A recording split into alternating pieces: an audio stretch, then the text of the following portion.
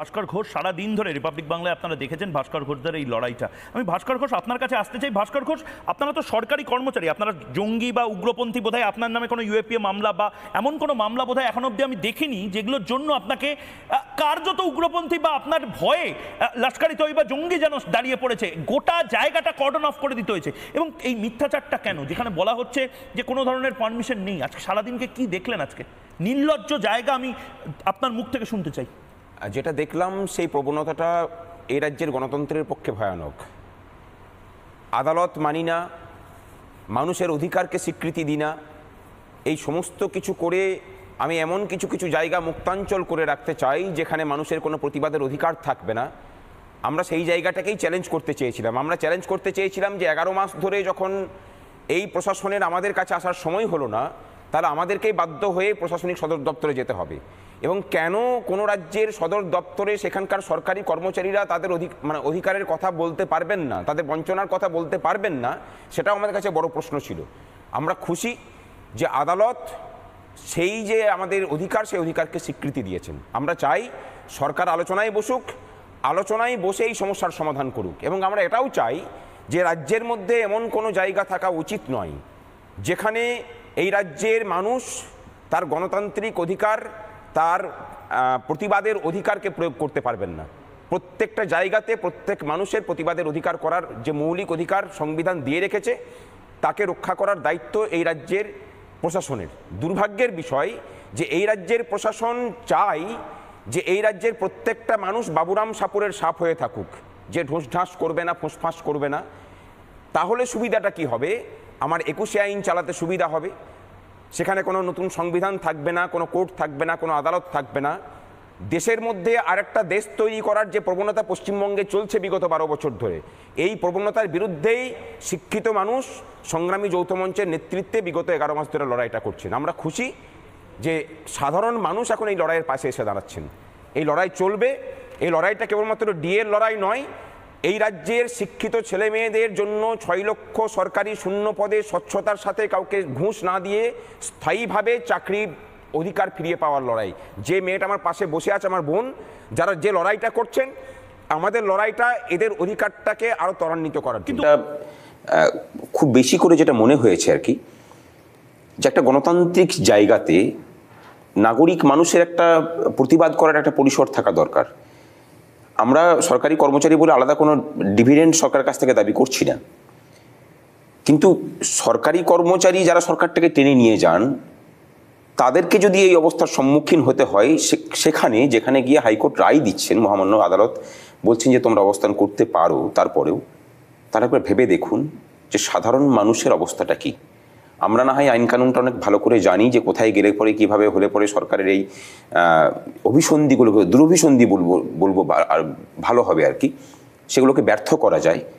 সাধারণ মানুষ তো জানেন না এত কিছু। কি ধরুন, কালকে যখন আমি জায়গাটা পরিদর্শন করতে গেছিলাম, স্বাভাবিকভাবেই যে একটা জায়গাতে যখন ধরুন অবস্থান বিক্ষোভ হবে, তখন সেখানে প্রচুর মহিলারা থাকবেন, তাদের জন্য সমস্ত কিছু দেখতে যাওয়া, সেগুলো ব্যাপার আছে।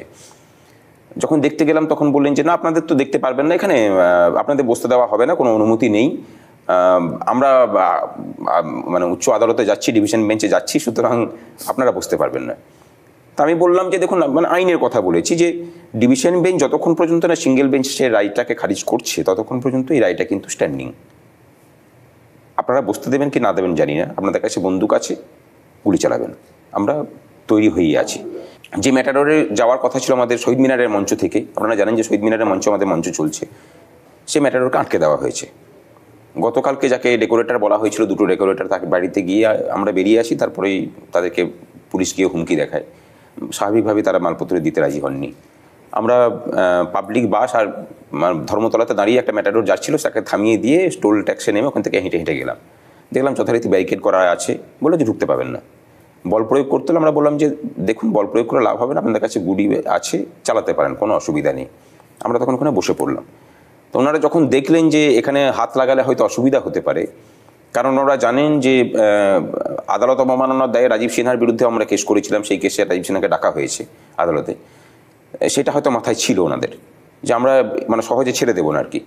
ওখানে বসলাম, তখন দেখলেন যে বেগতিক দেখে যে এখান থেকে ওঠার পাত্র নয়, তখন বললেন যে তাহলে ভিতরে চলুন। ভিতরে গিয়ে একটা বাস স্ট্যান্ড ছিল, সেই বাস স্ট্যান্ডের মধ্যে আমাদেরকে শিফট করলো। আমরা অপেক্ষা করলাম যে ঠিক আছে ডিভিশন বেঞ্চে চলো, আইনি লড়াইটা দেখা যাবে। কারণ আদালতে যে লড়াইটা হয় সেটা তথ্য যুক্তি এটার উপর নির্ভর করে হয়। আমরা কনফিডেন্ট ছিলাম যে সেখানে আমরা জিতবো। 144 ধারাতে কোথাও বলা নেই যে সিটিং ডেমনস্ট্রেশন করা যাবে না। অন্য লোকজন তো কোনো ডিএ পাইই না, তা তাদের তুলনায় তো আপনারা বেটার আছেন, না। অন্তত 7% তো পেয়েছে। এই জায়গাটাতেই তো লড়াইটা, অন্য মানুষ যাতে ভালো থাকতে পারে, মানে যে জায়গাটা অন্য মানুষের কথা আপনি বললেন, 6 লক্ষ শূন্য পদ, সেই শূন্য পদে মানে সাধারণ মানুষের বাড়ির ছেলেমেয়েরা তার মেধার পরিচয় দিয়ে, তার যোগ্যতার প্রমাণ দিয়ে যদি চাকরিটা পেতে পারেন, আমরা মনে করি যে 6 লক্ষটা পরিবার বাঁচবে এবং তার সাথে একটা বড় মার্কেট ইকোনমি রান করবে। একটা রাজ্য যখন দেশের সংবিধানের বাইরে থেকে একটা পৃথক সংবিধান তৈরির চেষ্টা করে, তখন সেখানে কর্মচারীদের ডিএটা অপশনাল হবে। কিন্তু আমরা মনে করি আমরা ভারতবাসী, ভারতবর্ষের যে সংবিধান, ভারতবর্ষের বাকি রাজ্যগুলো সহ কেন্দ্র যেভাবে চলে, সেই একই কথাতে আমাদের চলার কথা। মানে ইনফ্যাক্ট বলতে গেলে আমরা কিন্তু কেউ রাজ্যের কর্মচারী নই, আমরা কিন্তু সেন্ট্রালের কর্মচারী। সরকার একজন আইডিয়াল এমপ্লয়ার। এবার সরকার যদি তার কর্মচারীদেরকে কম বেতন দেয়, তাহলে আশেপাশের সমস্ত বেসরকারি ক্ষেত্র সহ সমস্ত সংগঠিত এবং অসংগঠিত ক্ষেত্র প্রভাবিত হয়, যেটার প্রতিফলন পশ্চিমবঙ্গে ঘটছে। পশ্চিমবঙ্গে সরকারি স্থায়ী কর্মচারীদের বেতন ভারতবর্ষের নিরিখে সব থেকে কম, যে কারণের জন্য পশ্চিমবঙ্গের দৈনিক মজুরি সব থেকে কম, বেসরকারি ক্ষেত্রে যারা চাকরি করেন সব থেকে কম। সেটা যে মুখ্যমন্ত্রীকে মানে এই রাজ্যের কর্মসংস্কৃতি ধ্বংসের প্রতীক হিসেবে দেখি। আমি একজন সরকারি কর্মচারী হিসেবে বলছি, বিগত 12 বছরে যে পরিমাণ ছুটি উনি দিয়েছেন, তাতে কয়েক কোটি কর্মদিবস নষ্ট হয়েছে, মানে শ্রম নষ্ট হয়েছে। আমার মনে হয় এটা পশ্চিমবঙ্গের পক্ষে ক্ষতিকারক। কর্মচারীরা কেউ বলেননি যে এত ছুটি আপনাকে দিতে হবে।